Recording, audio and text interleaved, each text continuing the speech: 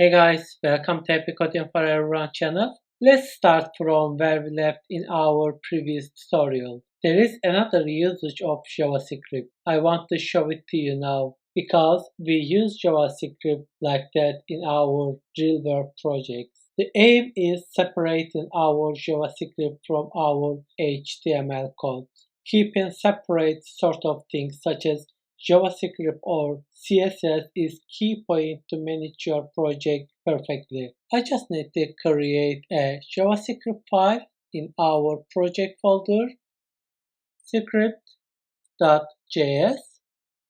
and I just need to move that code in our JavaScript file and save it. And then we need to reference our JavaScript file here. I need to use attribute and script.js. Let's save it and let's have a look at our project. You see guys, we see the same message. Let's change our message, hello JS. Let's save it and have a look at it. You see guys, we see our message on our browser. So we can use JavaScript like this in our project because we will have very big JavaScript codes in our project.